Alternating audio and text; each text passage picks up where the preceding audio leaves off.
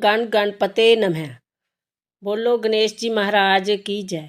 प्यारे दोस्तों, धार्मिक कथाएं चैनल में आपका हार्दिक स्वागत है। दोस्तों, आज मैं अपनी वीडियो में संकट चौथ के व्रत की पूजा विधि, पूजा का शुभ मुहूर्त, चंद्र उदय का समय और कथा के बारे में बता रही हूँ। संकट चौथ का व्रत भगवान गणेश जी को समर्पित माना गया है। इस व्रत को करने से संतान की रक्षा होती है और लंबी आयु प्राप्त होती है। संकट चतुर्थी हिंदू धर्म का एक महत्वपूर्ण व्रत है। प्रत्येक मास में कृष्ण पक्ष की चतुर्थी तिथि को मनाया जाता है। सावन माह की संकटी तिथि 6 जुलाई 2023 को है। इस दिन गणेश जी की पूजा की जाती है।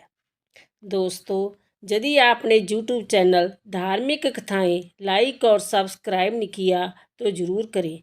बेल आइकन दबाना ना भूलें ताकि आने वाली सभी वीडियोज की जानकारी आपको सबसे पहले हो सके। वीडियो को पूरी सुनने के बाद कमेंट बॉक्स में जय श्री गणेश लिखना ना भूलें। दोस्तों, संकटी तिथि के दिन भक्तजन सुख शांति और समृद्धि के लिए भगवान श्री गणेश जी की पूजा अर्चना करते हैं। भगवान गणेश भक्तों के लिए विघ्नहर्ता माने गए हैं। कहा जाता है कि विघ्नहर्ता जी गणेश जी की पूजा करने से भक्तों के सारे कष्ट दूर हो जाते हैं।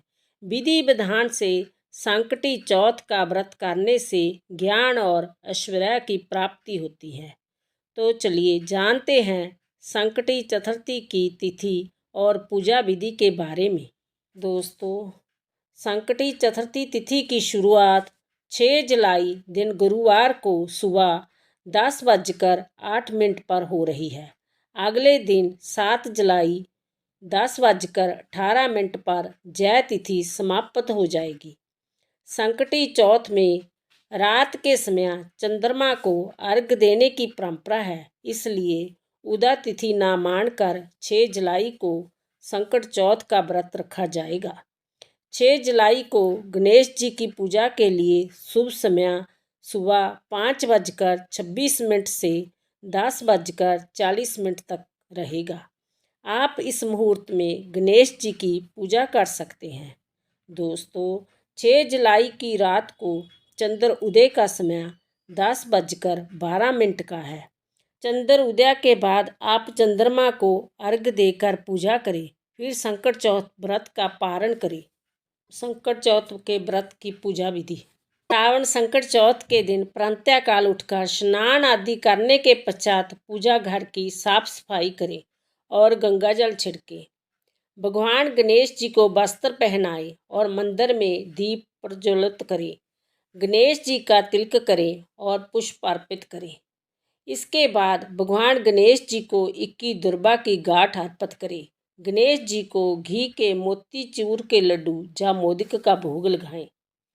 पूजा समाप्त होने के बाद आरती करें और पूजन में हुई भूल चूक के लिए क्षमा मांगे और फिर संकट चतुर्थी तिथि की कथा सुने। संकट चौथ के व्रत की कथा। दोस्तों, ऋषिगण पूछते हैं कि हे स्कंद कुमार, दरिद्रता, शोक, कुष्ठ आदि से विकलांग, सदैव दुखी रहने वाले, धनहीन, समस्त उपद्रवों से पीड़ित, विद्याहीन, संतानहीन, घर से निष्कासित लोगों, रोगियों एवं अपने कल्याण की कामना करने वाले लोगों को क्या उपाय करना चाहिए जिससे उनका कल्याण हो और उनके उपरोक्त कष्टों का निवारण हो। यदि आप कोई उपाय जानते हैं तो उसे बतलाइए। स्वामी कार्तिक जी कहने लगे, हे ऋषियों, आपने जो प्रश्न किया है उसके निवार्थ में आप लोगों को एक शुभदायक फल बतलाता हूँ, उसे सुनिए। इस व्रत के करने से धरती के समस्त प्राणी सभी संकटों से मुक्त हो जाते हैं। जय व्रतराज महापुण्यकारी ये मानवों को सभी कार्यों में सफलता प्रदान करने वाला है। यदि इस व्रत को महिलाएं करें तो उन्हें संतान एवं सौभाग्य की वृद्धि होती है। इस व्रत को धर्मराज युधिष्ठिर ने किया था। पूर्व काल में राजच्युत होकर अपने भाइयों के साथ जब धर्मराज वन में चले गए थे तो उस वनवास काल में भगवान श्री कृष्ण ने उनसे कहा था। युधिष्ठिर ने भगवान कृष्ण से अपने कष्टों के सम्मानार्थ जो प्रश्न किया था उस कथा को आप श्रवण कीजिए। युधिष्ठिर पूछते हैं कि हे पुरुषोत्तम, ऐसा कौन सा उपाय है जिससे हम वर्तमान संकटों से मुक्त हो सके। हे गदाधर, आप सर्वज्ञ हैं, हम लोगों को आगे अब किसी प्रकार का कष्ट ना भुगतना पड़े, ऐसा उपाय बतलाइए।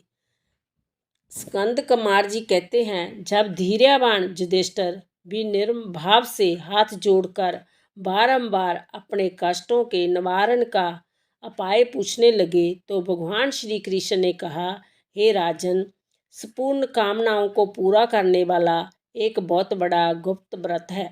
हे युधिष्ठिर, इस व्रत के संबंध में मैंने आज तक किसी को नहीं बतलाया है। हे राजन, प्राचीन काल में सतयुग की बात है कि पर्वतराज हिमाचल की सुंदर कन्या पार्वती ने शंकर जी को पति रूप में प्राप्त करने के लिए गहन वन में जाकर कठोर तपस्या की, परंतु भगवान शिव प्रसन्न होकर प्रकट नहीं हुए। तब शैलकन्या पार्वती जी ने अनाथ काल से विद्वान गणेश जी का स्मरण किया। गणेश जी को उसी क्षण प्रगट देखकर पार्वती जी ने पूछा कि मैंने कठोर, दुर्लभ एवं लोहर्षिक तपस्या की, किंतु अपने प्रिय भगवान शिव को प्राप्त ना कर सकी। वह कष्ट विनाशक दिव्या व्रत जिसे नारद जी ने कहा है और जो आपका ही व्रत है, उस प्राचीन व्रत के तत्व को आप मुझसे कहिए। पार्वती जी की बात सुनकर तत्कालीन सिद्धिदाता गणेश जी उस कष्टनाशक शुभदायक व्रत का प्रेम से वर्णन करने लगे। बोलो गणेश जी महाराज की जय, बोलो विघ्नहर्ता की जय।